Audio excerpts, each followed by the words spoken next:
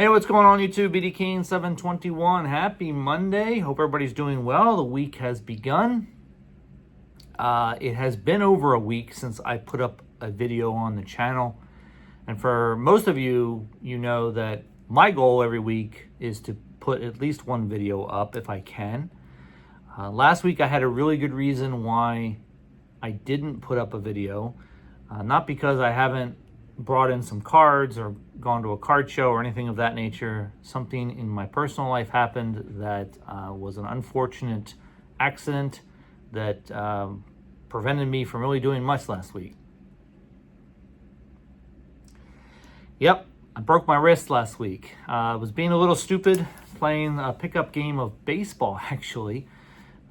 Not this past weekend, but the weekend before. And just happened to be in the wrong place at the wrong time, and this is what happened. I had some, I guess you could say, emergency surgery last week to correct the break in the wrist. And for any of you out there that have broken wrists before, you kind of know what I'm going through.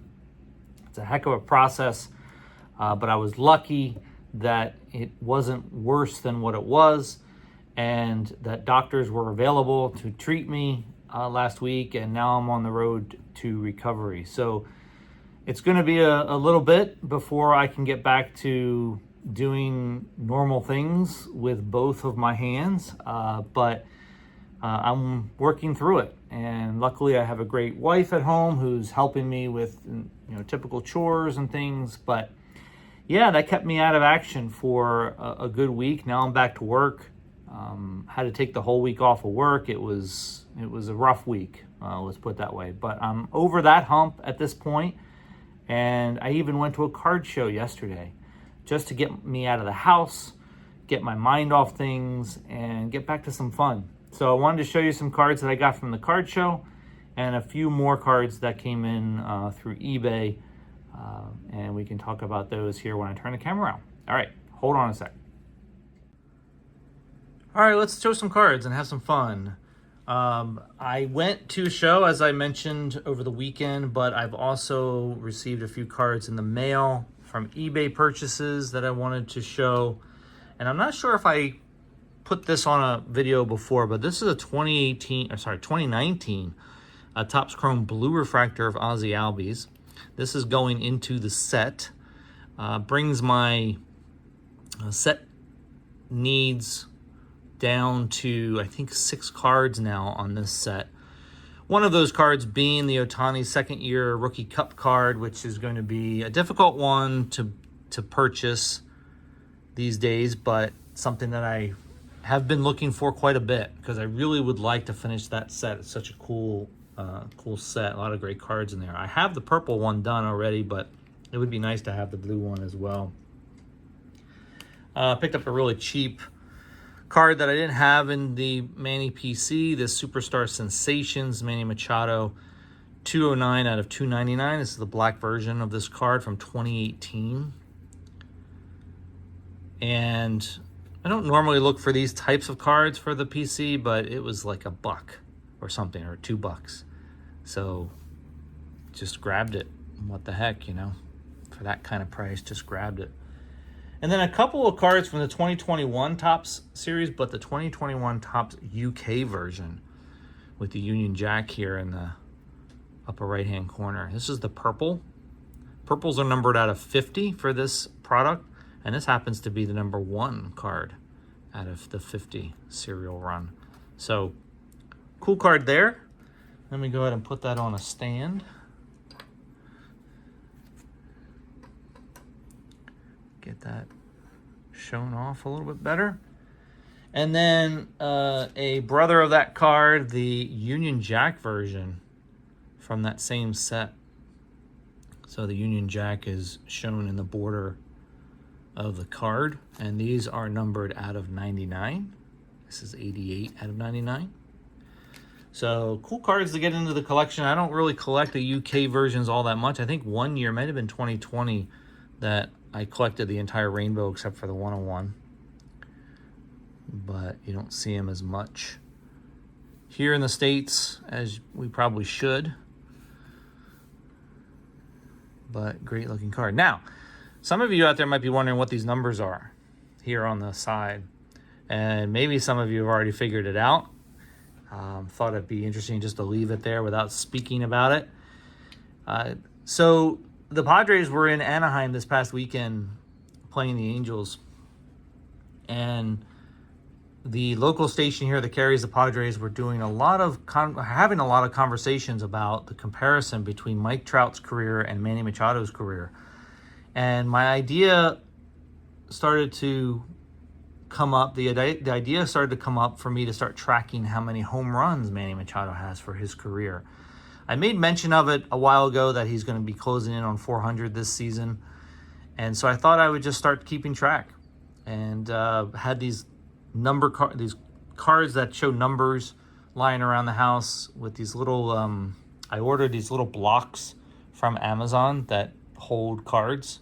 You can actually put, if you wanted to, you could actually put your cards in these little blocks very easily, but I'm going to be using them for this purpose so I can show all of you guys where he is on his career total. Right now he's at 371, obviously, and he's 29 away from 400, which is a pretty magical number. Doesn't necessarily guarantee him getting into the Hall of Fame, but I think it's certainly something that'll be a big milestone for his career moving forward. He and Mike Trout are about the same age. I think Trout's maybe 1 year older than he, and he was in the league, I think, a little bit earlier than Machado was. So I think Trout's total is 411 right now. So he's got 40 more home runs than Manny. And, of course, will be a Hall of Famer, Mike Trout. But I also think Manny will be a Hall of Famer, too. So just wanted to do that for some videos in the future. Keep track of when he hits home runs. I'll be changing those numbers and just commenting on that. All right, on to the last few cards that I wanted to show. That these are the cards I bought at a recent card show here, which was yesterday, actually. And I wanted to just comment on it for a very good reason, especially related to my collection. There's been a lot of discussions in the community about whether you're a collector, whether you're an investor, whether you're a flipper, whatever the title is that you want to have in this hobby. It's personal to you. It doesn't matter to me. It doesn't matter to anybody else. But I've always said that I am a collector through and through 100% and will always be a collector. And there's something that happens almost every card show for me nowadays, that continues to tell me that I'm a collector and not anything else. I bought 3 cards from the same dealer yesterday, and the negotiations were kind of interesting. First card, and they're all from the Bowman's Best product from 2025. First card is this Jackson Merrill green mini diamond, numbered 38 out of 99. And then the next one was the yellow version of Tatis's Bowman's Best, numbered at a 75, 62 of 75. Hoping I'm only using one hand, as you can see. And then the last card is one that I didn't have for the Manny PC, and that's this orange version, numbered out of 25, numbered 18 or 16? 16 out of 25. Didn't have that for the PC, so that was the main card I wanted to get, but then these cards were sitting next to it in the case, so I thought I would try to make a bundle deal, and that's where it got interesting. Now, the dealer had these cards priced together at $70, and I knew right off the bat that $70 was way too high for those 3 cards. The Machado card on a good day to the right collector would probably be a $25 or $30 card. The Tatis and the Merrill, at most on a good day, would probably be an $8 or $10 card, at most, in my opinion. I don't think these cards would go for much more than that. So you're talking 20 plus maybe 25 is $45. He had them listed for a total price of $70.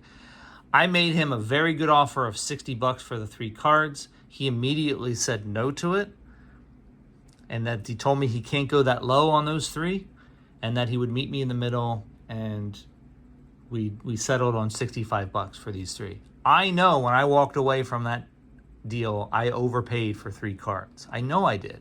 I do it all the time. But when I walk away from those deals, the feeling I have is that I got 3 cards for my collection that I'm happy with.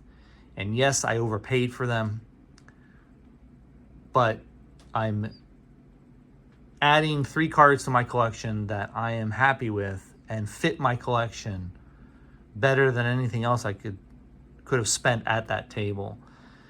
So I know in my heart that's the reason why I'm a collector. I'm willing to overpay at tables at card shows for cards like these just so that I can get them into my collection. I'm not looking to flip these. I'm not even looking really to grade these and flip them or do any of that. They're not investment cards. These are not going to be $1,000 cards someday. These are cards to have in the collection as a hobby for fun. And so I know just by that I am a true collector. I will always be a true collector. And if you guys are looking for things that will tell you what kind of collector you are, these are the types of things that you can use as your way of determining whether or not you're just a true collector, or maybe you're in this for other reasons, which there are no bad reasons. You want to be an investor, you want to be a flipper, you want to be somebody who's going to try to make money. That's fine. Go do it. Let's make that happen. But for me, that's the kind of test that I always know that tells me I'm a collector. So what do you guys think about that? Let me know what your thoughts are. I generally try not to talk too much about my opinions on things, because we talk about these kinds of things too much in the community, in my opinion. But every once in a while, I think it's good to share. So that's it for today, guys. I hope you are doing well, and I will be continuing to improve my situation here with my wonderful hand and wrist, and keep you guys informed. All right, guys, have a great week. I'll talk to you soon. See ya.